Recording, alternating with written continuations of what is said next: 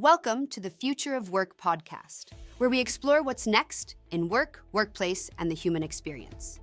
You're listening to a Future of Work Expert Insights, a special format where we bring together the most thought-provoking insights from our top guests around a single topic shaping the future of work. In this episode, the topic is tech innovation, exploring how emerging technologies are transforming the way we work, collaborate, and lead. From AI-driven decision-making and automation to digital ethics and human-centric design, our experts share insights on how innovation is reshaping productivity, creativity, and connection in the modern workplace, and what it means for the future of work. We've curated conversations with three of the sharpest minds in technology innovation, each offering unique insights into AI, automation, and the transformative power of technology shaping the future of work. Let's begin. In a world where AI is evolving faster than most companies can keep up, a new kind of skill gap is emerging. And it's not just technical. From hiring to software development to leadership itself, the human edge is being redefined. In this episode, we explore how AI is transforming the way we work and how people can stay ahead. Our first guest is Angela Hood, CEO of ThisWay Global, where she's helping over 5,000 companies match diverse talent using unbiased AI tools. Angela explores how we can use both empathy and AI to build better teams and careers in a flexible first world. In an era where flexible work is no longer just a perk but an expectation, how can companies balance remote-first preferences with the power of in-person collaboration? And what role does transparency play in building trust across distributed teams? So the remote question is a question that is, I would say, top of mind for every candidate and every company because knowledge workers, so people that use technology on a regular basis every single day, they have the flexibility to be able to use that technology in a home office, in a virtual office if they want. The capacity, though, to innovate, we know is better when people are in a room. It doesn't mean they have to be in a room all day, every day, but when they can get together at moments in time and all double down and stay super focused on a particular problem they want to solve, we know that those solutions happen faster, and they happen because of a greater diversity of thought as well. So there's a few components there that are all about humans. So I think first and foremost, we have to recognize a lot of people that are knowledge workers want a virtual or remote office. They do not want to have to come into an office, okay? So that's just the way that is. I don't see that changing. And so it's up to businesses to figure out how do they manage that. And this is a big one, and be transparent with their workforce and the candidates that are coming into their company and tell them what the policy is and try to help them understand why. But be transparent. Don't say it's one thing and then change it on them. So by the time I was in engineering school, we were using calculators. They were TI and Texas Instruments calculators. There you go. There were people in my class that could use their TI calculator better than I could, right? Like they were whizzes. They were masterminds. Where did I benefit? I could explain to a customer what we were going to do as engineers, how it was going to benefit them. But I wasn't wielding the calculator as fast as they were, or even as good as they were. We have differentiation as humans. We're going to continue to have that with the use of AI. Some people are going to adopt it and be powerhouses at it. Some are going to struggle a little bit. But I think that if you want to be successful, and if you are going to be in your career for more than 5 years, you really need to learn how to use AI, because I think you will end up getting left behind if you cannot operate AI for your own uses in business. And you need to find out what you're good at. Are you good at using a specific platform? Are you good at using it to create better documents? But to resist it, I think, ends up leaving other people the ability to bypass you. Angela reminds us that the future of work is personal, and no two people will adopt AI the same way. But what happens when AI starts helping us do our jobs directly? If Angela reminds us that AI must serve people, Jeremy takes us inside the code itself, where humans and machines are learning to work side by side. But what does collaboration look like when your teammate might just be an algorithm. Our next guest is Jeremy Fennema, a fractional CTO and former VP of engineering, now helping businesses adopt AI in practical, secure, and scalable ways. Jeremy shows us how AI is becoming a co-pilot across job functions, and why trust still depends on human judgment. As AI tools become increasingly embedded in daily workflows, from writing code to building spreadsheets, how do we rethink the role of human workers, and where should we be focusing our skill development to stay relevant?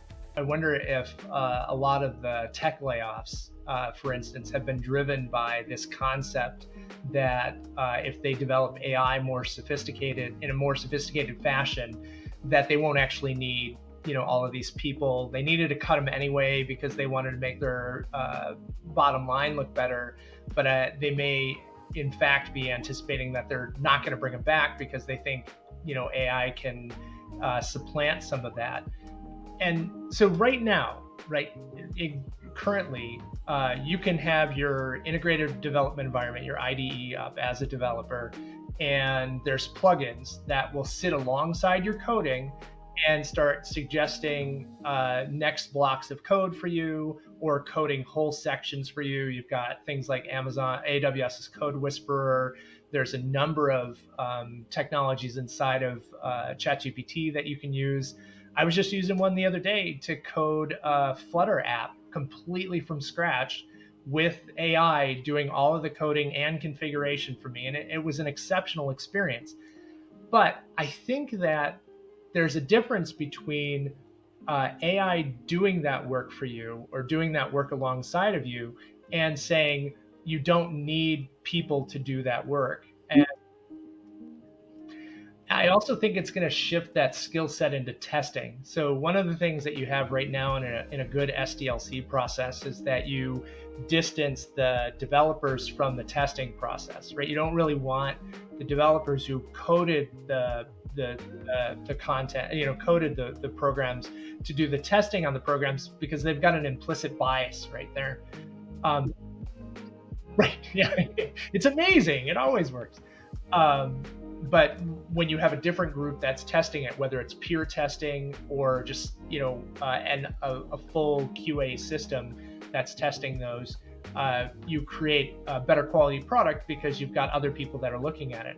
I think one of the things that you'll probably see alongside of this is that the role of the developer will be to make sure that they're testing the AI code. And that's something that actually is one of the big security concerns that you see out there right now. If you read current articles about what's happening with AI, is there are developers that are using AI to generate code like I did, but they're not going back and testing it, right? They're just using it. They're saying, well, AI generated, so it must be great. And then they're not spending any time doing any kind of quality control on it. And you can have bugs in there, you could have security vulnerabilities in there. So I think, that's certainly an issue. But I also think some of that tends to be written by people that are trying to justify keeping developers in an existing development role, and sort of the pushback against adopting AI wholesale. So I think it's easy to talk about this in terms of developers, but I want to take it away from that sort of space a little bit and just bring it into maybe a little bit of a different space. So let's think about the person working in finance who is struggling with some spreadsheets that they're trying to figure out how to get to the point that they're working the way that they want them to work to be able to generate data for some report that they're trying to put together. If you think about how that gets solved today, right? They're maybe reaching out to some colleagues, they're doing some Google searches, maybe they post on a forum, right? They're using a number of traditional sort of troubleshooting methods, or they just keep hacking away at it. But that can take hours, it can take days, maybe even weeks to solve some of those problems. And I think one of the shifts that we'll see is that AI is going to sit there alongside of them. Jeremy opened the door to AI as a hands-on co-pilot. But how do we make sure it remains human-centered? Our next guest takes us further, inviting us to lead, not just use, the exponential intelligence now at our fingertips. From coding to leadership, AI is becoming part of every job, yet not everyone needs to be a technologist. Our next expert believes the future belongs to those who can direct intelligence, not just build it. And he sees that shift happening right now. Our next guest, Ram Srinivasan, is an AI adoption leader at JLL and author of The Conscious Machine, guiding Fortune 500s through AI transformation with a human-centered lens. Ram reframes AI as a creative multiplier and says your leadership, not your coding skills, will shape the future. Many believe that using AI requires being a coder or a technologist. But what if the future of work is about directing intelligence, not just building it? How should we be approaching AI as a general-purpose tool for amplifying human potential? There is business application of AI. There are so many different forms of AI. AI is an umbrella term, and many aspects of which already exist. Things like rule-based AI, your social media feed is AI, GPS is AI, flash trading, algorithmic trading is AI, weather predictions are AI, there's computer vision systems that are AI, self-driving cars are AI, all of those things are AI. What we are experiencing right now as a wave is generative AI. Things like large language models, large object models, things that create new content from training data. That's the current wave. And the second myth is kind of aligned with that, where people confuse this with something very specific. It is general purpose technology. GPT, in my view, stands for general purpose technology, where this technology can be applied generally to multiple different aspects of work. This is not like SaaS. This is not like Workday, Oracle, ERP systems, which an enterprise implements. This is more like Excel, Word, PowerPoint, that in your hands can create something very unique. Each one of us has access to those tools. We produce very unique outputs from it that probably even the makers of Microsoft did not envision. So similarly, these language models, these general purpose technologies that we have as generative AI, the output from that is in our hands. And I would apply them very, very generally, as opposed to very specifically. And then the third myth that I see typically is this idea that you need to be an AI expert of some kind, an engineer, a coder, and AI, Python, software engineer, something like this. It's not that you need to be an engineer. What you need to be is a director. And you have, like a movie director has multiple different skills at disposal. You right now have 1,000 PhDs in your pocket. If I may paraphrase a Steve Jobs quote, you have 1,000 PhDs in your pocket. The question is, how do you use them? We spoke about IQ. These models now are at an average IQ higher than 120. In some cases, even more than 130. That's genius level IQ. That's higher than 98% of. This is where we are at. So the question is, how do we use this high IQ capacity that all of us have? And if you want to really touch the future, I would say you can touch it right now. Is use these models. As we've heard today, AI isn't replacing people, it's redefining what we're capable of. From Angela's call for transparency and human connection, to Jeremy's view of AI as a trusted co-pilot, to Ram's vision of technology as a creative amplifier, the future of work is about partnership. The real challenge now isn't learning to use AI, it's learning to lead with it. Thanks for listening to this Expert Insights episode of the Future of Work podcast. If you found it insightful, share it with a colleague, leave us a review, or check out our show notes for links to each guest's full interview.